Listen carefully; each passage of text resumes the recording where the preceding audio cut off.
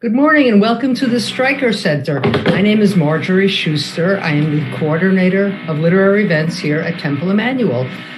As always, I'd like to thank the Samuel I. Newhouse Foundation for their support of this series. This is the, I believe, 9th in the series of 11 Women on the Move author events that we do, where we meet well-known female authors and we hear about their careers and their lives and their books. And I am thrilled today that Francine Prose, prolific and unbelievably fabulous author, is joining us, as is our wonderful moderator, Zibby Owens, who is also an author and a publisher and a mom. As always, please write your questions in the chat feature of Zoom. We will get to as many as we can. And it's now my pleasure to welcome Francine and Zibby. Thanks, Marjorie. Hi, Francine. Thank you so much. I'm fine. Thank you both. Of course. Well, Francine, congratulations on The Vixen, your latest novel. You have been such a prolific author, as Marjorie said, and have done so much writing about reading and writing yourself, which I also would love to talk to you about today. But I was hoping we could start, for those who are here today but haven't read The Vixen yet, if you could talk a little bit about that. And honestly, it read so much like a memoir, I kept having to flip back. I was like, is she the one who was sitting there with her parents watching the TV? I was like, did I get it wrong? Except obviously there are some significant differences. So yeah, I was the one sitting there with my parents watching the TV, but my main character is a man. So in some ways that. I was not the one. Yes. The novel takes place, that first scene takes place in 1953, in June 1953. And my hero, Simon Putnam, just graduated from Harvard, is back, having failed to figure out a plan for his future, is back with his parents in Coney Island, and they're watching the news reports of the execution of Julius and Ethel Rosenberg, which takes place on that night of June 19th. And it's a strange scene because they're watching the reports on TV, and at the same time, all these 50s TV series are interrupting, like I Love Lucy and the Ozzie and Harriet Nelson show and so forth. And it's complicated because Simon's mother was a high school friend of Ethel Rosenberg. So the event has a kind of personal resonance for the family in addition to its historical resonance. And then we fast forward about 6 months to September, and Simon has gotten a job through the hard work of his mother and the offices of his uncle, who's this kind of sadistic public intellectual, at a very old-fashioned white shoe, waspy publishing firm. And his first job is to read the slush pile of just unsolicited submissions that have come in. And they were sort of fun to write, just titles for novels that would never be published by anyone everywhere. And his first real assignment is to edit a first novel. And he's truly horrified to find out that it's this sleazy, lurid bodice ripper very loosely based on the Rosenberg case, that there's a character. The novel is called The Vixen, the Patriot, and the Fanatic. And the vixen in this case is Ethel, who's been renamed Esther Rosenstein, who's this Mata Hari, happily a word we no longer use, nymphomaniac, who is just seducing everyone, Russian spies, American attorney generals, et cetera, et cetera. So it's a moral problem for Simon, because on the one hand, he wants to succeed in his new chosen profession. He wants to be an editor at this fancy house. He wants to be accepted into the kind of glittering madman world of 50s publishing, of 3 martini lunches and social status and so forth. But he knows that it's wrong to publish this book or a book like this. And it's, again, a special problem for him because of his mother's relation with Ethel Rosenberg. So much of the novel is Simon trying to work out his own conscience, really, how he feels about success, how he feels about what he's been asked to do, how he feels about loyalty to his family, to the truth, what may be the truth. And then kind of mixed in with that is the whole question of assimilation, because his family is, I guess his parents, although they're really nothing like my parents, are the generation of my parents, which was much of it was about leaving their big working class Jewish families and becoming part of the assimilated American middle class, upper middle class. And he has to face oh, sorry. I don't know what's going on. Hold on, I'll mute myself. One second.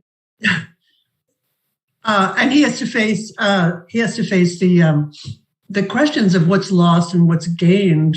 In my opinion, much more is lost than is gained by this assimilation, which he's attempting at great personal cost to himself throughout the novel. And also that there are a number of subplots, as some dissatisfied readers have pointed out. He falls in love with every woman he meets. One of them is the putative author of the Vixen, who's this kind of odd, fey creature living in what may or may not be a mental hospital in the Hudson Valley. So, and then there are two other women. So again, the novel just tracks his progress from a confused young postgraduate mess to something much more, spoiler, stable that he is at the end. I thought it was so funny the way you had him trying to pursue the job or the graduate degree he wanted next in some like completely random I can't even remember what it was because it was folklore and mythology. It was folklore and mythology. But one of the reasons I had such great sympathy for him was that I was a medieval literature major, also at Harvard. I was a medieval literature major, and it just never occurred to me that this was not the most practical major if I ever wanted to make a living. I mean, once I realized that I didn't want to go into academia, there wasn't a lot I could do with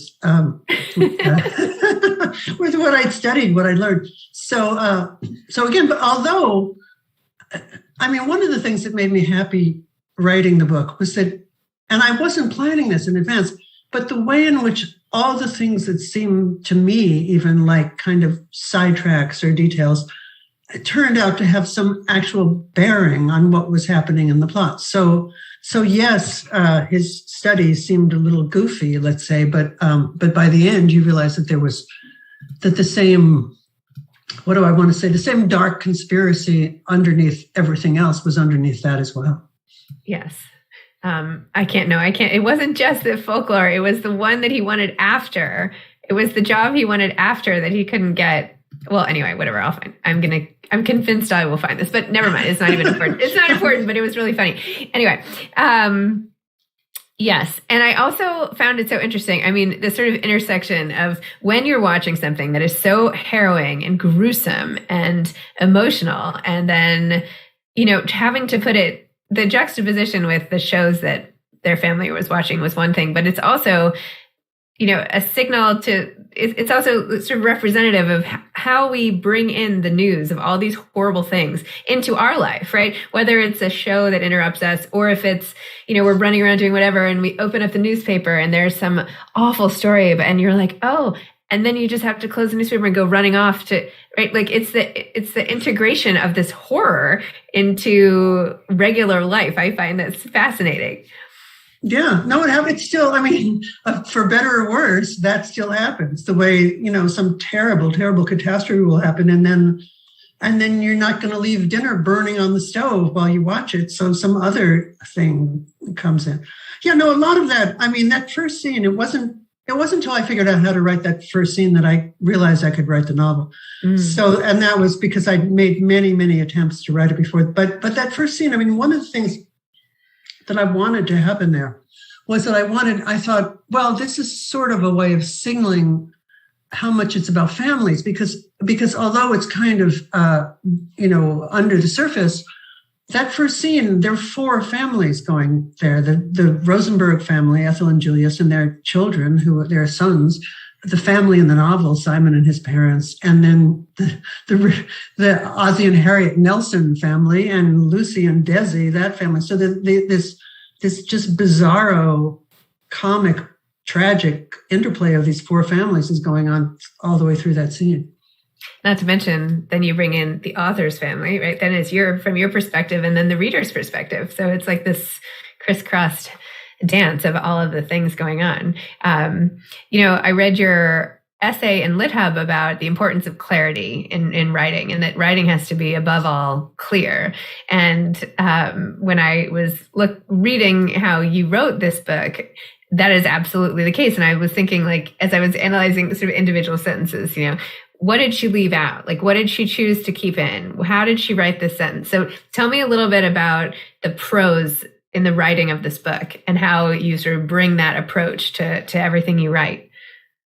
Well, for one thing, it probably went through 40 or 50 revisions easily.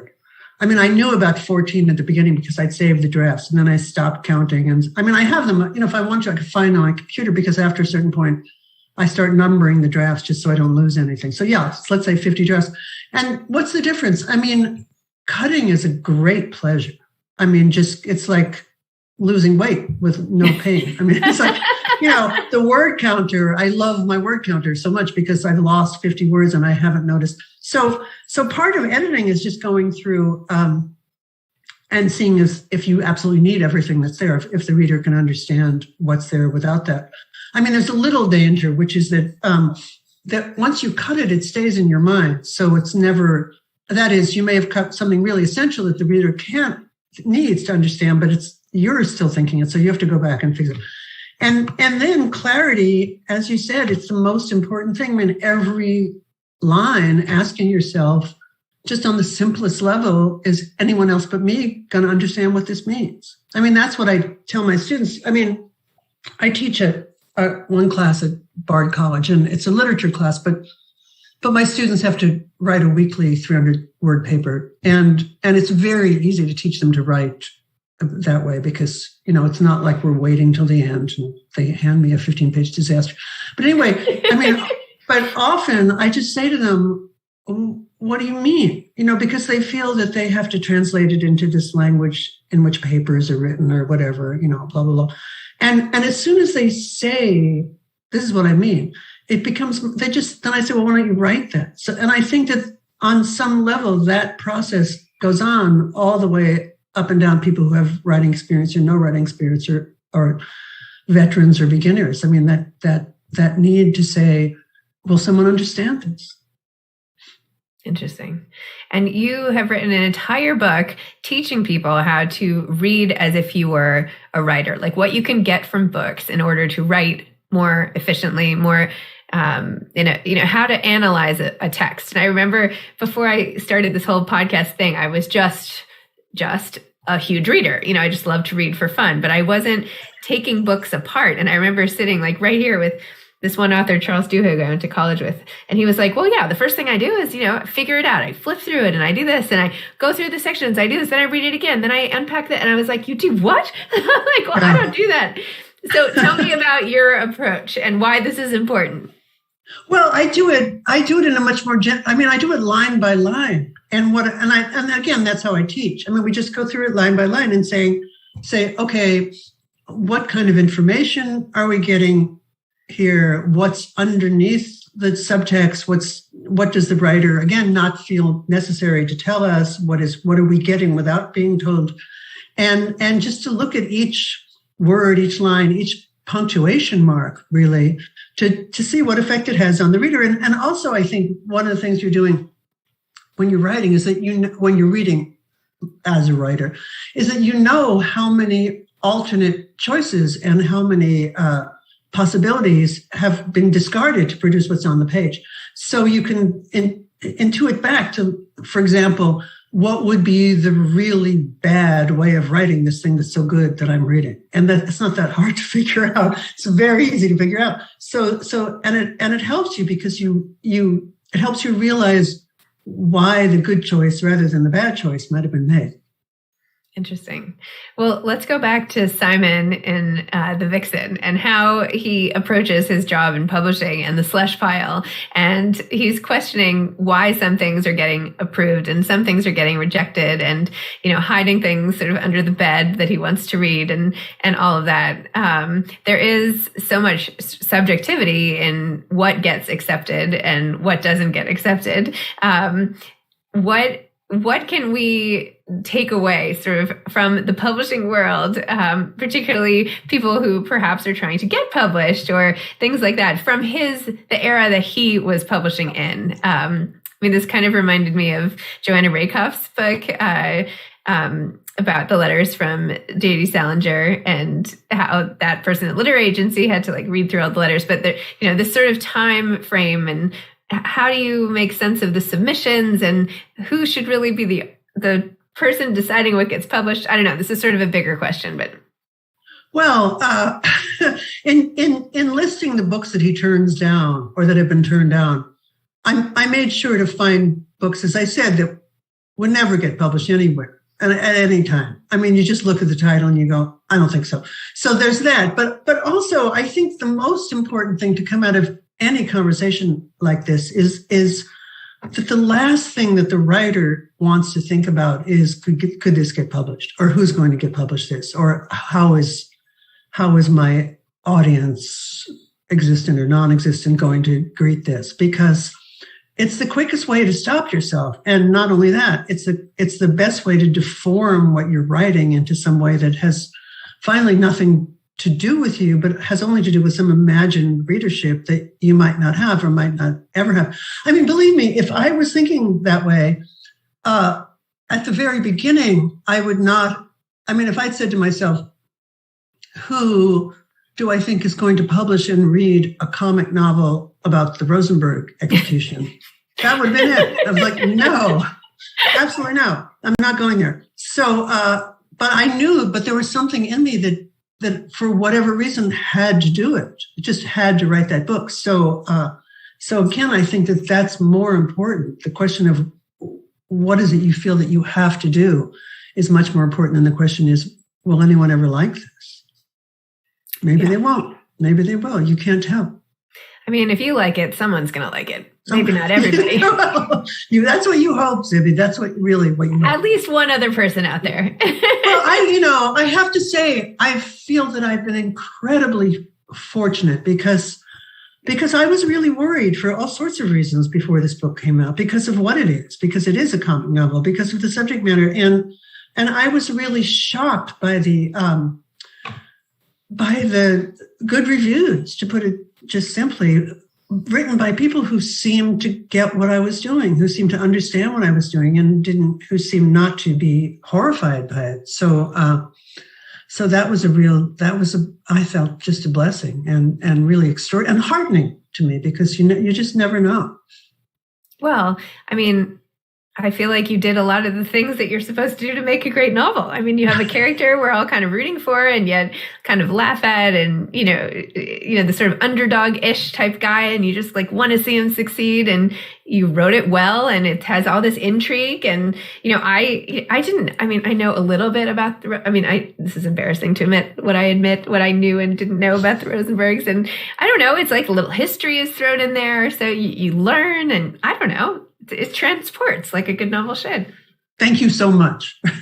You're so welcome. Wait, tell me how did you get started in this industry to begin with? When did you know you were a writer? When did you start writing? And how did it all get to here? My first novel came out in 1973, I think 74. I was very young. I was very, very young. And actually, my first novel was published by Athenaeum, which was pretty much exactly like the publishing company in the novel.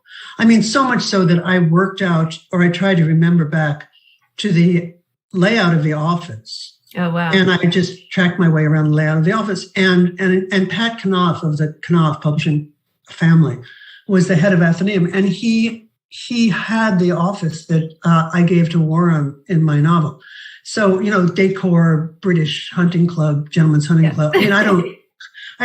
I don't remember if he actually had pictures of hunting dogs on the wall, but that's kind of how I remember it. So, and it started simply, it started in a way that would, I think, be more rare now, which was that I had taken a few writing classes at college. And then I guess a year, 2 years after I graduated, I gave it to a professor of mine, Monroe Engel, who'd been my writing teacher, and he sent it to his editor at Athenaeum. And he said, I'm going to publish this. Because this was before publishing got so corporate, and this was before you had to bring novels to marketing strategies and explain what the demographic readership was, et cetera, et cetera. And my editor, Harry Ford, who was a wonderful kind of legendary editor, published a lot of poets. He published a lot of poets of that generation. I mean, W.S. Merwin and Mark Strand and Don Justice. So you published a lot of poets, and sales potential was not the first thing you're thinking of, I think. So he really got it. And then it kind of went along from there. So I was, again, lucky and lucky to have started off at a time, I think, very different from the atmosphere we're in now. So I recently started my own publishing company. I don't know if you know, it's called Zibby Books, and I launched it in September. And so, this is my sort of office. It is not, there are no hunting prints, this is next to my daughter's room, basically. But I do have like this little team, and it's all remote now with today's world, right? Our slush file comes in electronically, and we review it. And, it's so funny to see what has changed. But I'm so interested in sort of where that started, because a lot of things in publishing today have evolved, not necessarily for the better. It's just the way it's happened, right? Like, how do you go back to taking some of that personal touch of publishing in today's super, super crowded market? So I'm interested in your character, but also your experience, and being in the industry for so long. Well, I think one of the great things that's happening is that so many of the smaller presses are coming back and succeeding because large corporate culture has never been a great friend of art. I mean, yes, they fund it, et cetera, but not us in particular. So I'm very glad to see that becoming less of a deciding factor about what. So what kind of books do you publish, Libby? We are publishing fiction and Libby. Yeah, it's okay. It's okay. Nobody gets my name right. It's fine. I should just change it to Libby because everybody calls me Libby. We're publishing fiction and memoir, 12 books a year, starting in January 2023. Sort of telling it like it is. Exciting. That's great. One book a month. I'm so excited about it. We're getting amazing submissions. We've acquired, I think, 10 books at this point, and yeah, it's fun. It's really fun. But I'm trying to do everything a little bit differently because I want to do it the way I want to do it. I haven't worked in publishing, and I want to do it like from an author and reader centered model. So anyway, I don't want to detract from my conversation about your books, but I'm always looking for information and, ways to do things better and make, I don't know, the books are going to be great. It's just this marketing, it's just so hard to break through anywhere. I mean, nobody's even like watching TV. It's just so hard. I literally said to my child the other day, he's like 14. I was like, okay, if I was going to even take an ad somewhere where like, I want everybody to see it, where would it be? And she's like, what? Well, I got my son, my younger son is a music producer, and I got him to do a video for the Vixen, which is out there. It's on YouTube and so forth, which was so brilliant. I mean, it blew me away, and it got put up on Instagram and something. And, I don't know if it sold any books, but it made me so happy, A, that it was out there, and B, that I could say to my grown kid, hey, make me a video. It probably took him like 10 minutes or something, but it's fantastic. So I recommend looking for it. Yes. Okay. So the answer is hire your son to make. Hire your kids. Yes, for sure. For all of our books. Okay. Good. That answers that. Yeah, that answers that. So you mentioned you'd come back to this book over and over again through the years. Are there other books that have been sort of gnawing away at you, or you have some of it written and some of it not, or things that, are on your wish list to do? Yeah. I mean, I have a couple of things, and they're all just so larval, that I can't. I mean, I keep starting the first piece of memoir I've ever, not counting articles about what to feed your kids for dinner. A memoir about something that happened to me in the 70s, and I've been thinking about that, and then there's fictional subjects that just keep floating around but don't exactly crystallize. So I mean, I'm interested in those people in the 19th century that took pictures of ghosts, those spirit photographers. So I've been thinking about that as well, but we'll see. Interesting. And what about your own reading? Like, what do you like to read, and what are some of your favorites, or what are you reading now? I'm reading Joy Williams's new novel. It's really Harrow. It's fantastic. I'm reading, well, it depends what hour of the day you ask me. I mean, in the middle of the night, I like to read just really, like P.D. James, because I can read mystery thrillers and forget who did it. So I'm always coming to them fresh. So, insomniac reading, but also because I'm teaching. And it's a strange course. It's called Sympathy for the Devil. And it's about how writers create sympathy for apparently unsympathetic characters. So this week we're doing High Wind in Jamaica by Richard Hughes. And the week before last, we did this extraordinary book called Into That Darkness by Gita Sereni. It's nonfiction. It's a book-length interview with the commandant of Treblinka, which is, and I said, okay, let's just see if there's anyone who's beyond sympathy. Let's just push it as far as we can to see. So naturally, he came to mind. So it was rough. And I felt sort of badly about putting my students through that, but whatever. There is all this debate about how you feel about a book with an unlikable character. It's maddening. It's maddening. I mean, maddening. I was reading, actually, there's a New York Review Books, just published an Elizabeth Taylor novel, Mrs. Palfrey at the Claremont, I think. And it starts with, there's a great introduction by Michael Hoffman. And he says that the word relatable means that people are being narcissistic even when they're reading. And it reminds him, I can't remember what the source, but some young woman saying, I don't really like reading books because I'm not in them. And I think that there's some of that going on with relatability, a word I've asked my students not to use, because I keep saying to them, it's not about you. That's the point. It's not about you. You know about you. You don't have to see yourself. Mm-hmm. You can see something about yourself that you never knew was there or that you recognize.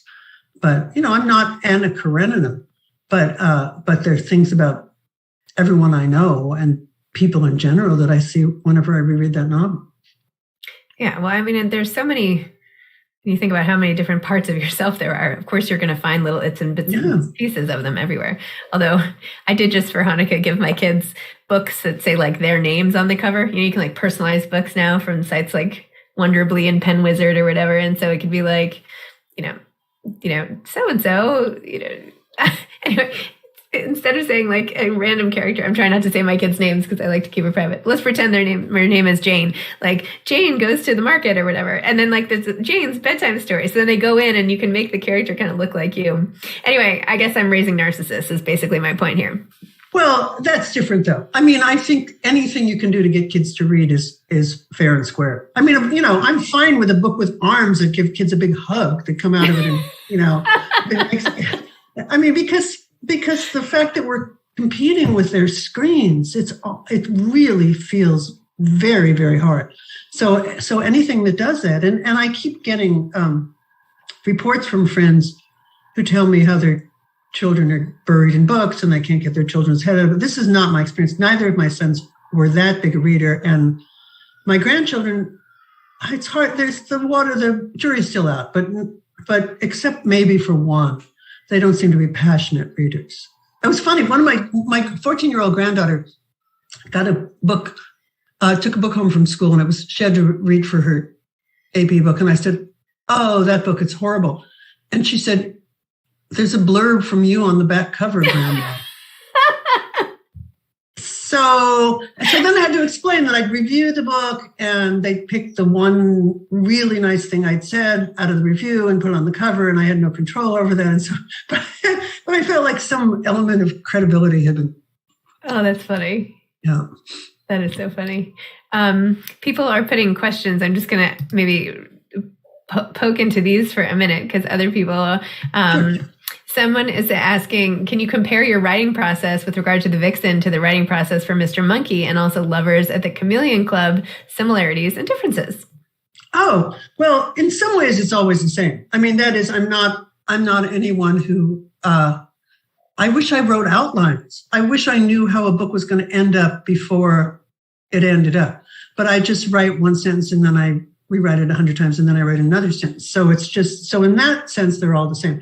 I mean, Lovers at the Chameleon Club required quite a bit of research. I mean, Paris, 1940, and then to take my characters to the Berlin Olympics, I actually had to watch Leni Riefenstahl's insanely boring Olympiad film like 3 times for research. So that required a great deal more of that.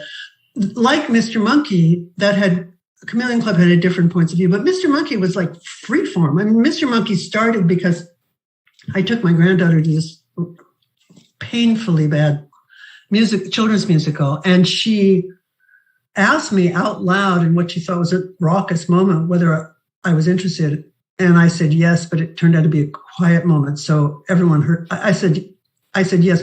I mean, everyone heard her ask, so I felt like I had to write the entire book to make it up. And the vixen was in some ways the hardest and the most fun, because it was the one I've been trying to write for the longest, unsuccessfully. And then, as I said, when the pieces that I didn't expect started just locking together, it was joyous. It was really joyous, because it was like, whoa, I've suddenly figured out how this goes.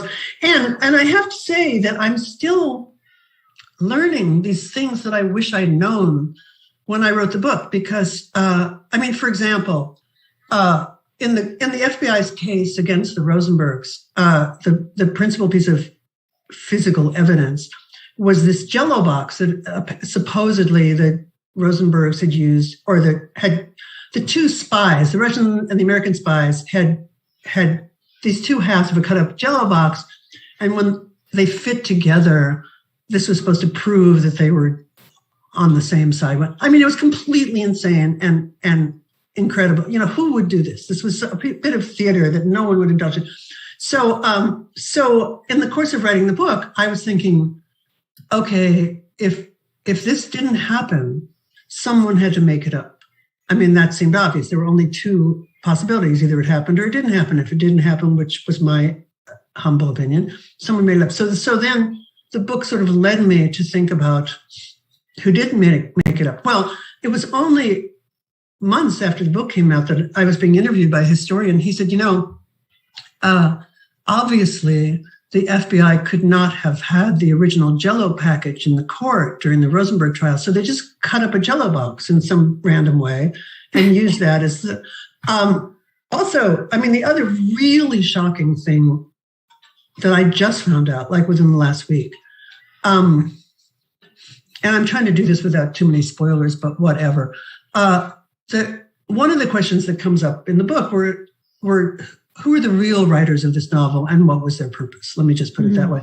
Well, a woman, I did a Zoom panel for the Jewish Historical Society, and the very wonderful woman who runs it wrote back to me and said she'd done some additional research. And sure enough, the State Department had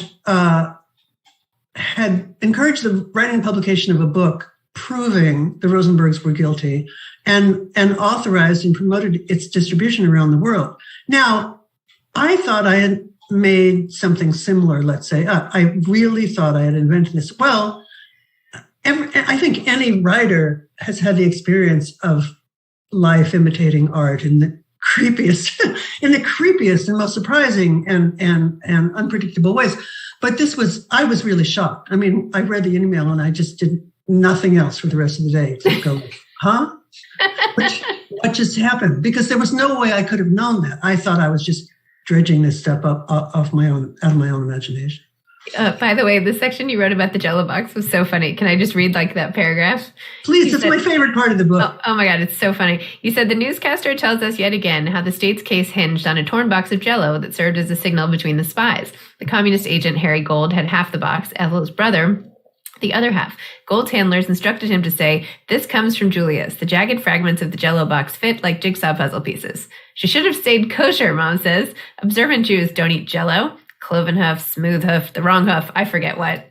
Some rabbi ruled that Jell-O is kosher, says Dad. Probably the Jell-O people found a rabbi they could pay off. Was Ethel kosher, I ask? Who cares? There was no torn Jell-O box, my father says, except in someone's head. Yeah, there was no torrent yellow. Then you kept talking. You kept writing about it, and you said the strawberry jello is in Roy Cohn's head. My mother curses in Yiddish. I say, did they specify strawberry? Is this a joke to you, Simon? Anyway. Yeah, Roy Cohn's head. Roy Cohn is just the evil Zelig that just keeps reappearing in this story. You know, he was the prosecutor in the Rosenberg case, and then Donald Trump's mentor and McCarthy's boy. So he was around. Wasn't there just a documentary or something about him? I feel like there's. Yeah, well, actually, the woman who made it, there were two documentaries about him that came out within the first few months, and one of the women who made what seems to me the better one is the granddaughter of the Rosenbergs, Ivy Meeropol. Oh. So she made that documentary, and then she made another one called, what's it called? Witness to an Execution? Heir to an I can't remember, but it's wonderful. And I watched it a million times writing the book. It's a documentary about her family and the case and so on and so on. Oh, wow. Okay. Put it in my queue. Do they still have this? Okay, there's some more questions. This is from Diane. As a reader but not a writer, do you recommend the in-depth analysis that you recommend to writers? Will a line-by-line analysis help me enjoy the book more? I just finished Herzog, which would need a lot of work to analyze, and wonder if doing this would have helped me understand more of it. I never understood Herzog. I mean, just if that's any comfort, I don't know. It depends. It depends on what you're reading. I don't think it helps you understand any better. Maybe it does. No, that's not true. I'm going to contradict that because one of the things that I do is I like to teach books in which you're not paying attention.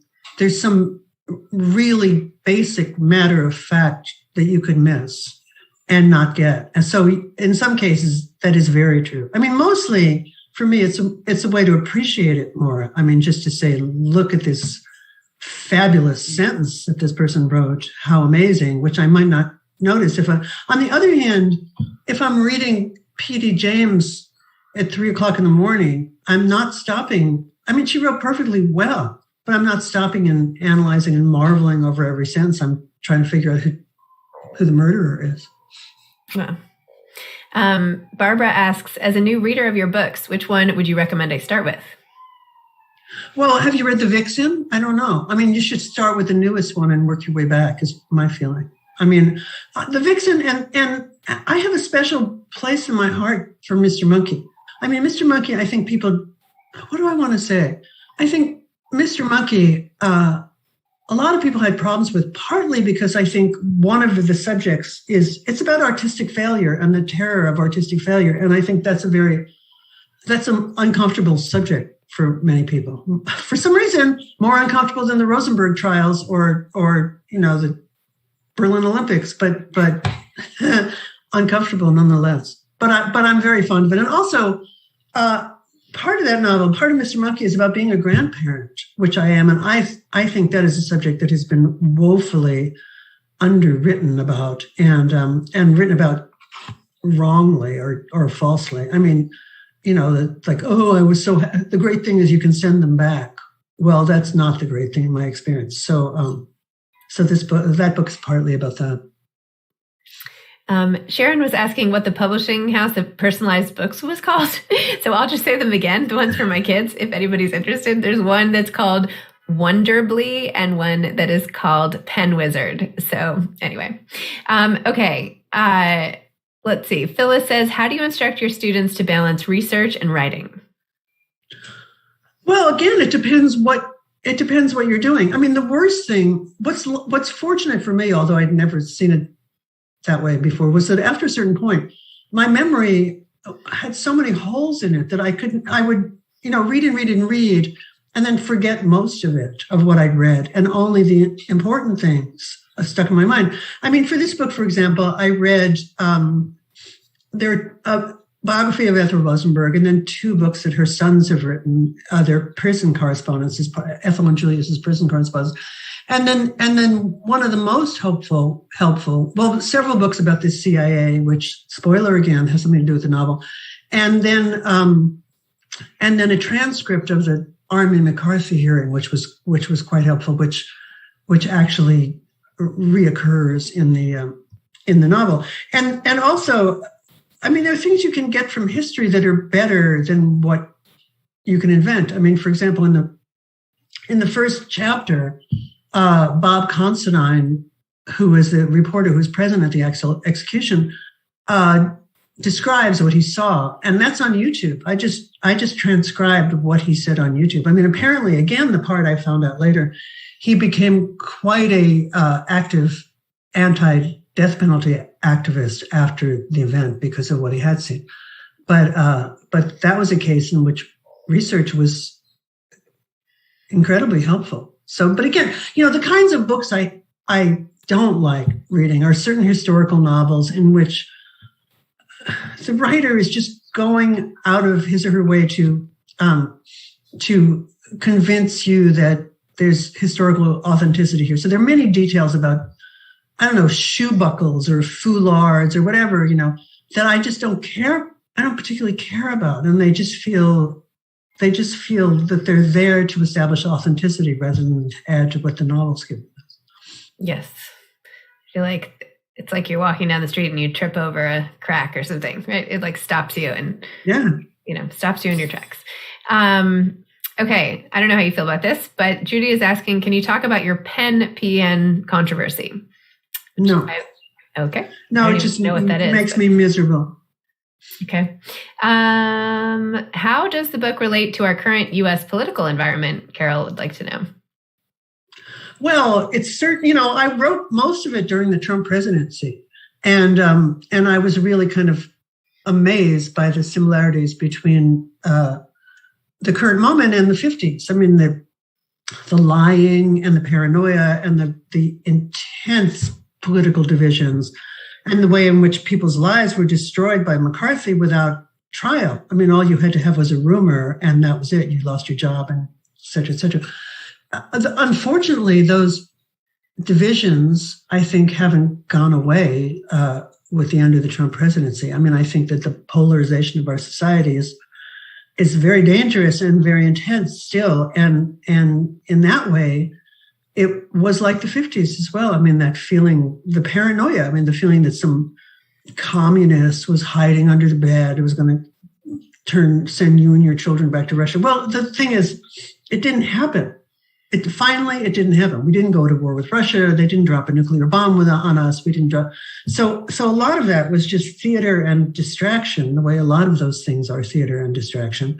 And in that way, it's similar to our own in every historical moment, which is if you want to try and figure out what's happening, the thing you don't want to look at is what you're being told is happening. You want to just look just underneath that, or just to the side of it, to see why does everyone want me looking over here when something really weird is happening over there.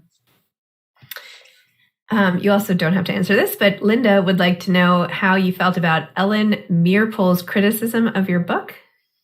Oh yeah, no, that's what can I say? I was very concerned about the Mearpole's family reaction to the book, and it just so happened that a very close friend of ours, Molly Elkin, is a very good friend of Ivy Mearpole's, the granddaughter filmmaker, documentarian. So I called Molly and I said, I'm worried about this. And she said, oh, no, the Mearpole family are really smart. They're not, just because the lurid bestseller paints Esther Rosenstein as a slut, they're not going to think that you're saying that about their grandma. They're readers and they're very smart. So sure enough, Ivy and her father, Michael Mearpole, asked for the novel in galleys, I think, and read it. And I was very cheered that they liked it. And her dad had stayed up all night laughing, blah, blah. And I was supposed to go and give a reading for them. They have a reading series in Cold Spring, but it was canceled because of COVID. I know that Ellen Mearpole, who's the wife of Robbie Mearpole, the other son, didn't like it, that she felt that it was exploitative. And I was afraid that would happen. I knew that somebody would think that would happen. I was worried about it myself, but I felt, in fact, the reason I felt able to write it was that I felt that if I wrote about the exploitation of the Rosenbergs, that I wasn't going to be guilty of exploiting them because I was writing about exploitation. That explanation may not have worked for everybody, and it clearly didn't for Ellen Meeropol, and I'm sorry that it didn't. Robin is asking, do you have a set of questions / process / system you would recommend we use when approaching reading as a writer? Well, I don't just read slowly, read more slowly, and really pay attention. And also, one of the things that I keep telling my class, and I'm sure they're just insanely bored hearing, is part of it is just to, again, appreciate what a writer has done. I mean, sometimes, for example, we did James Joyce's The Dead in my class. The idea being sympathy. Again, how much sympathy do we feel for Gabriel Conroy and so on. And I kept saying to them, as I've said in many weeks, Gabriel Conroy doesn't exist. His wife doesn't exist. His aunts don't exist. A writer, James Joyce, sat down and put these words on the paper.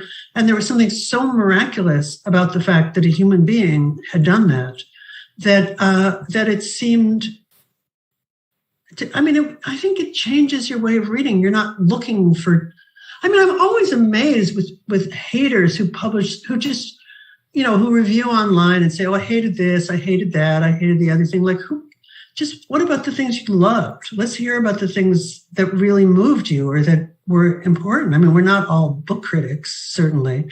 And when I put together these reading lists for my classes, they're all, I think maybe once in all of that time, I taught something that I thought was manipulative because I wanted to show them what it meant to be manipulated by writing. But short of that, I teach books that I love, that I can be a kind of cheerleader for because literature needs it at the moment. As I said, screens are out there. We're on one. Okay, let's see. Robin likes that answer. She says, thanks. That resonates with George Saunders' perspective in his book, A Swim in a Pond in the Rain. Okay, here's an interesting question from Allison. On page 16, and then at the end of the book, you speak of how, quote, everything in the world is beautiful except what we do when we forget our humanity, our human dignity, our higher purpose.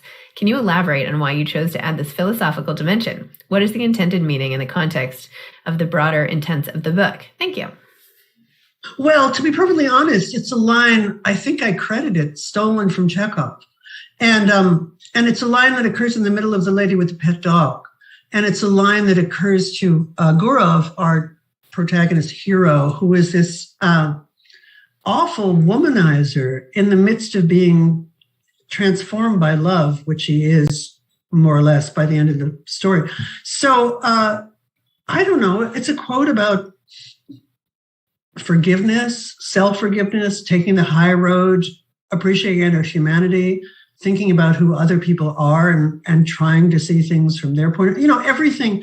I feel that, Chekhov really was godlike in so many ways. He really was. And I just feel like there's something intensely religious and spiritual about those sentences, not mine, taken from Chekhov, but I'm taking them. And I wanted them in the book. Okay. I think that might be it. If anybody else has questions, you can put them in the chat. Okay, I think that was everything. Hi, Marjorie. I will come back. That was a wonderful conversation. Thank you very much. Thank you. We learned a lot, and I know that a lot of the members of our Women's Auxiliary are watching because they're going to have a book discussion on your book, so I'm sure they learned. Well, thank you. I also would like to let everybody know that this evening we have Katie Couric live at 6:30 at the Temple Emanu-El Streicker Center, interviewed by our very own Zibby Owens. And it will also be on held virtually, so you can watch it either way. And we'd love to see everybody there. And the other thing I want to say is there's something called iseeme.com, which is another personalized book service that my new baby grandson, somebody gave him, and it's all the letters of his name with animals. And so it's another one, and it's adorable. But back to this, Francine, thank you very, very much for being with us. And we hope you'll join us in person again. I think you were with us probably about 4 years ago for Mr. Monkey. I think I'm right. Am I right? Maybe the Anne Frank book. I have some memory of it. Maybe. I don't know. One or the or Peggy Guggenheim. God, it could have been a lot of different. Could have been any of my books. It could have been any of your books along the way. There's so many. But I remember the event. We held it on 65th Street. I remember it very, very well. And you signed books. It was great. Well, thank you very much. And can I make one quick plug for my hashtag 22 and 22 initiative? Yes. I'm encouraging people to go to bookstores more in 2022. So I've started hashtag 22 in 22, and you can go to 22in22.net. And for every couple bookstores that you visit, I've designed this whole system of incentives, and you get a little badge, and you can be a part of a Facebook group, and you'll get a little bookmark and enter to win a $500 book shopping spree. So whenever you go to bookstores starting now, you just log a bookstore visit. It takes 2 seconds on the website.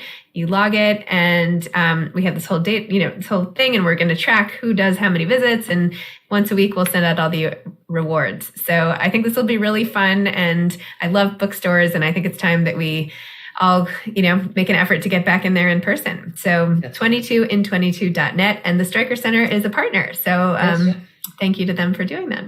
And I have already signed up. Amazing.